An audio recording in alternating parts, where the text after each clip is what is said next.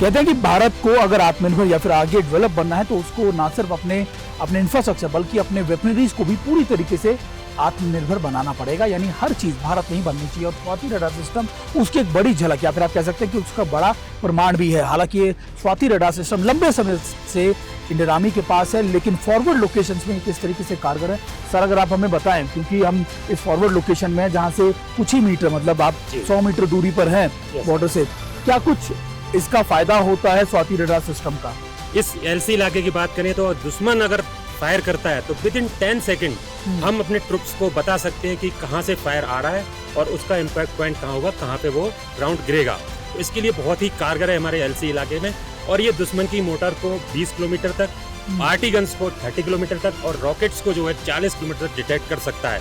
और साथ ही साथ हम अपनी ओन आरटी के फायर को हम दुश्मन के ऊपर 30 किलोमीटर तक कारगर हम डाल सकते हैं, यानी पिन पॉइंटेड लोकेशंस को टारगेट कर सकते हैं। बिल्कुल बिल्कुल सर। देखिए, मैं आपको बता रहा था कि किस तरीके से अभी ये कैसे आत्मनिर्भर भारत किया, फिर आप कह सकते हैं कि इंडियन आर्मी ने अपने आप को किस तरीके से इन इलाकों में तैयार किया है। और खास बात ये कि ये डे और नाइट दोनों में सर्विलेंस कर सकता है। बॉर्डर एरियाज में सबसे बड़ी दिक्कत जो आती है वो कई बार आती है वेदर को लेकर।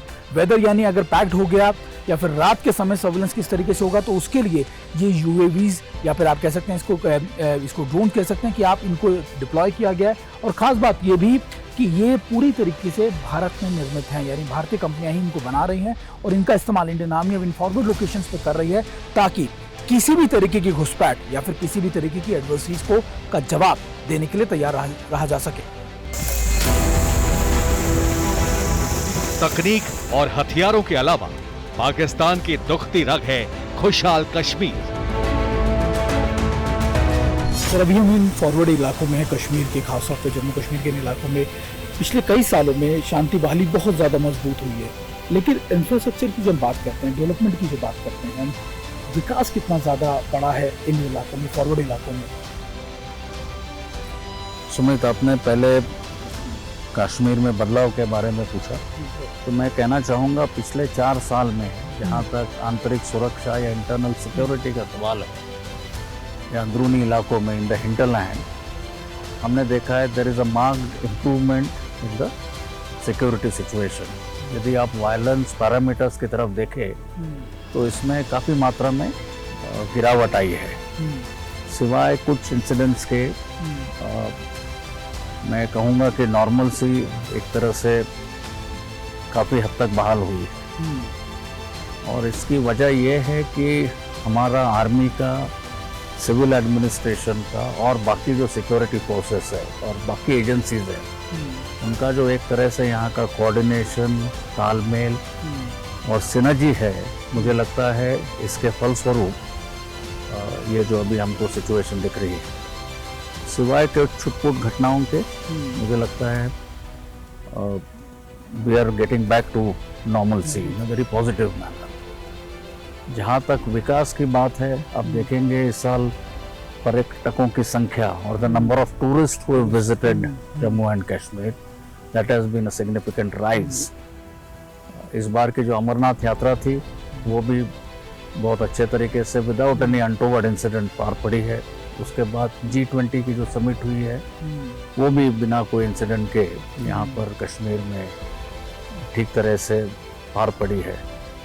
तो मुझे लगता है यहाँ के आवाम जो अलग अलग इनिशिएटिव्स एडमिनिस्ट्रेशन ने लिए हैं उसके साथ पूरी तरह से मुझे लगता है जुड़े हुए हैं। और एक तरह से जो शांति या नॉर्मल सी बहाल होने के फलस्वरूप उसके जो नतीजे या रिजल्ट्स है, मुझे लगता है अभी आवाम को देखने में मिल रहे हैं, देखने को भी देख रहे हैं। आपने इंफ्रास्ट्रक्चर के बारे में पूछा, उसमें भी मैं कहूँगा बॉर्डर एरियाज में और इंफ्रास्ट्रक्चर में सभी शामिल है।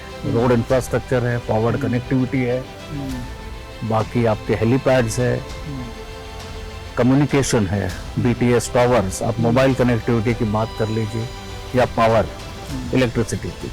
तो मुझे लगता है इसमें भी काफ़ी मात्रा में तेजी आई है। और जहाँ तक डिफेंस इंफ्रास्ट्रक्चर है तो अपनी जगह पर हम ये इंश्योर कर रहे हैं कि उसमें किसी तरह की कोई कमी ना हो। आज तरक्की की राह पर कश्मीर चल रहा है तो इसका बहुत बड़ा श्रेय हमारी सेना को ही जाता है।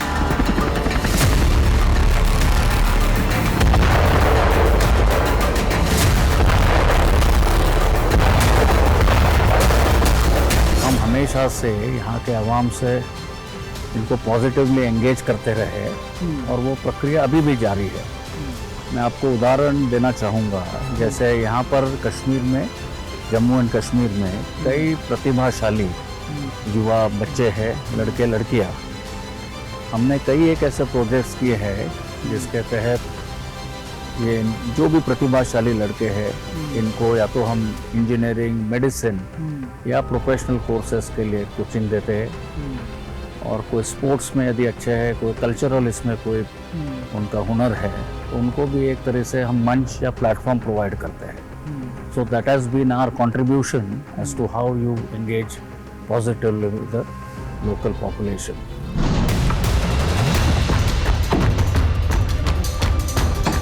तेजी से बदलते हुए वक्त में सेना भविष्य के साथ भी तालमेल बना रही है। सर, हमने जब शांति वाली की हम बात करते हैं तो एक और कहते हैं शांति वाली एक प्रक्रिया होती है मॉडर्नाइजेशन या ट्रांसफॉर्मेशन को लेकर, और आर्मी का तो इस साल का थीम भी ट्रांसफॉर्मेशन ही है, मॉडर्नाइजेशन ही है।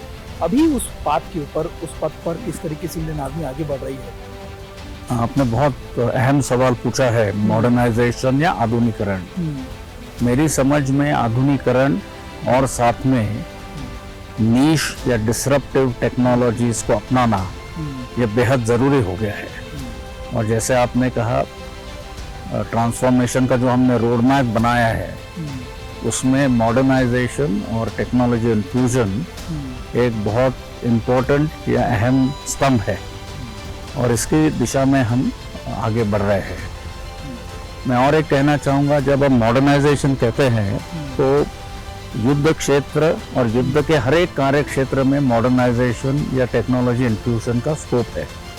उदाहरण के तौर पर यदि आप एक इन्फेंट्री जवान को देखें तो उसको किस तरह से हम उसका प्रोटेक्शन, उसका सर्वेलेंस कैपेबिलिटी, उसका हथियार, कम्युनिकेशन, उसका सिचुएशनल अवेयरनेस हम किस तरह से बढ़ा सकते हैं। आर्टिलरी में किस तरह से हम precision ammunition, long range ammunition ला सकते हैं, या फिर ड्रोन्स, काउंटर ड्रोन, इसका भी इस्तेमाल आजकल ना सिर्फ सर्वेलेंस के लिए बट टारगेटिंग के लिए भी हो सकता है और हुआ भी है।